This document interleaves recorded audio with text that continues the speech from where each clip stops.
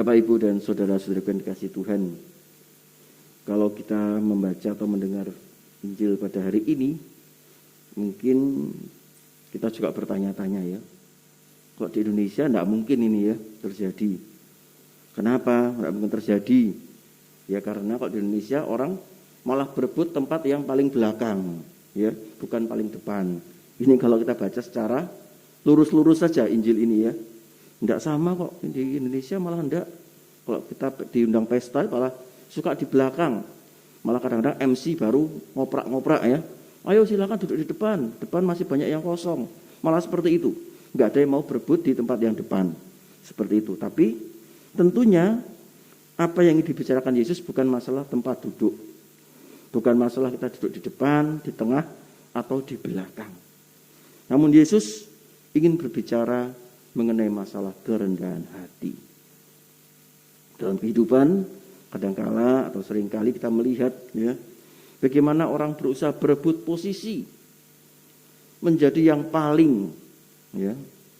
Dari kecil anak juga sudah dibentuk kadang-kadang ya. Kamu harus pinter, kamu harus ranking, kamu harus gini. Artinya orang selalu dibentuk dengan yang paling hebat, paling sukses, paling kaya, paling berkuasa, dan paling-paling yang lainnya. Nah inilah yang kadang-kadang membentuk pribadi seseorang sehingga kadang orang berusaha berebut posisi. Saya harusnya menjadi paling, tentunya paling hebat. Tidak ada berebut posisi yang paling rendah, tidak ada. Pastinya berebut posisi adalah yang paling tinggi. Bahkan dalam masyarakat kita seringkali melihat seperti itu. Bagaimana orang berusaha menjegal kanan kiri untuk mendapatkan suatu posisi tertentu. Begitu pula dalam kehidupan gereja. Kadang-kadang juga ada dalam kehidupan gereja yang seperti itu. Saya itu sudah puluhan tahun jadi ketua lingkungan. Wah, bangga. 30 tahun jadi ketua lingkungan. Ketika nanti ada orang yang mau naik jadi ketua lingkungan, dia berusaha, ya apa caranya supaya orang itu nggak jadi naik ketua lingkungan. Seolah-olah ketua lingkungan menjadi sesuatu yang hebat. Seperti itu contohnya. Itu kok dalam kehidupan gereja ya. Atau jadi asisten imam. Dari gereja ini dibangun sampai sekarang jadi asisten imam. Mulai tahun 60 sampai sekarang. Waduh, berapa puluh tahun itu sudah misalkan ya. Contohnya seperti itu. Saudara yang terkasih dalam Tuhan, inilah yang terjadi dalam kehidupan masyarakat kita. Oleh karena itu Tuhan Yesus mengatakan dalam bacaan Injil yang kita dengar pada hari ini, sebab barang siapa meninggikan diri akan direndahkan, dan barang siapa merendahkan diri akan ditinggikan. Kita diajak untuk senantiasa merendahkan diri satu sama lain. Ketika seseorang itu rendah hati, ya, rendah hati, maka sebenarnya dia itu memiliki banyak hal yang positif dan manfaat. Yang pertama, orang yang rendah hati adalah orang yang bisa bersyukur pada Tuhan. Tidak punya ambisius apa-apa dalam hidupnya.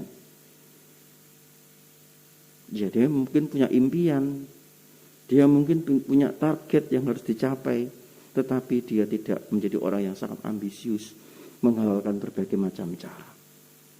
Namun dia tetap bisa bersyukur ketika target itu belum tercapai. Dia bisa bersyukur ketika apa yang dikejar itu ternyata tidak menghasilkan apa-apa atau gagal. Ia masih bisa bersyukur pada Tuhan. Orang yang bisa bersyukur adalah orang yang rendah hati. Orang yang selalu berpikir positif dan berusaha bertindak positif. Dan orang yang rendah hati ini banyak dicari orang. Karena apa? Karena kerendahan hatinya. Mungkin dalam masyarakat kita akan merasakan orang rendah hati itu orang yang hobinya ngalah. Bukan ngalah orang rendah hati itu. Berbeda ya, rendah hati dengan mengalah. Rendah hati adalah suatu sikap di mana seseorang itu bisa mensyukuri rahmat Allah. Suatu sikap yang positif, suatu tindakan yang positif, suatu pemikiran yang positif, suatu hati yang positif akan segala karya Allah. Oleh karena itu orang rendah hati bisa bersyukur atas apa yang Tuhan berikan kepada dia. Bacaan pertama juga ingin menggambarkan seperti itu. Bagaimana Rasul Santo Paulus mensyukuri akan kasih dan rahmat Allah. Dan dia mengatakan bahwa setiap orang ketika ia hidup harus menghasilkan buah. Orang yang rendah hati adalah orang yang bisa menghasilkan buah. Karena apa? Karena kerendahan hatinya. Karena orang akan melihat karisma dari orang yang rendah hati ini. Dan orang akan sungguh-sungguh merasakan bagaimana orang ini berpikir positif terhadap orang lain. Oleh karena itu, saudara terkasih dalam Tuhan, mari kita mohon rahmat Allah melalui peran Ekaristi pada siang hari ini, agar supaya kita sungguh-sungguh memiliki keteladanan kerendahan hati ini. Mari kita belajar dari pribadi Bunda Maria, Bunda Gereja dan Bunda Tuhan, yang senantiasa memiliki kerendahan hati dengan pernyataannya, aku ini hamba Tuhan, terjadilah padaku menurut perkataanmu. Maka saudara yang terkasih dalam Tuhan, mari kita mohon rahmat Allah, agar supaya kita pun memiliki kerendahan hati di dalam hidup kita, sebab barang siapa meninggikan diri akan direndahkan, dan barang siapa merendahkan diri akan ditinggikan. Berkat Tuhan menyertai kita sekalian.